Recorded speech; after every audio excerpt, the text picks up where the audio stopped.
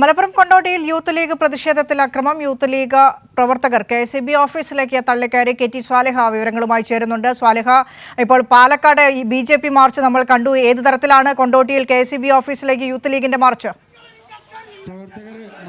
Youth league മാർച്ചിൽ വലിയ അക്രമമാണ് ഉണ്ടായത്. യൂത്ത് ലീഗ് പ്രവർത്തകർ കെ.എസ്.ഇ.ബി. ഓഫീസിനകത്തേക്ക് തള്ളിക്കയറി പുറത്ത് പ്രതിഷേധം നടത്തുകയായിരുന്നു. ഇതിലൂടെ പോലീസിനെ മാറ്റി പ്രവർത്തകർ ഉള്ളിലേക്ക് തള്ളിക്കയറുകയായിരുന്നു. പിന്നീട് പോലീസുമായി വലിയ വാക്കേറ്റമുണ്ടായി. ബലം പ്രയോഗിച്ചാണ് പ്രവർത്തകരെ നീക്കിയത്.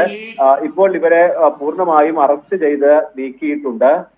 പൊട്ടി വീണ കരണ്ട് കമ്പിയിൽ നിന്ന് ഷോക്കേറ്റാണ് ഗൃഹനാഥൻ ഇന്നലെ മരിച്ചത്. കൊണ്ടോട്ടി മങ്ങാട്ട് മുഹമ്മദ് ഷാ ആണ് മരിച്ചത്. 58 വയസ്സായിരുന്നു. വീടിന് സമീപത്തായി ഇത്തരത്തിൽ വൈദ്യുതി ലൈൻ പൊട്ടി വീണത് 3 തവണ ഈ കുടുംബം കെ.എസ്.ഇ.ബി. ഓഫീസിൽ വിളിച്ച് പറഞ്ഞിരുന്നു. പക്ഷേ വൈകുന്നേരം വരെ അത് ശരിയാക്കുന്നതിനായി ആളുകൾ എത്തിയില്ല എന്നാണ് കുടുംബം പരാതിയായി പറയുന്നത്. ഈ പരാതി അറിയിക്കാനാണ്, ഈ പരാതിയിലുള്ള പ്രതിഷേധമാണ് ഇപ്പോൾ യൂത്ത് ലീഗ് നടത്തുന്നത്. വലിയ പ്രതിഷേധമാണ് കെ.എസ്.ഇ.ബി. ഓഫീസിലേക്ക് സംഘടിപ്പിച്ചത്.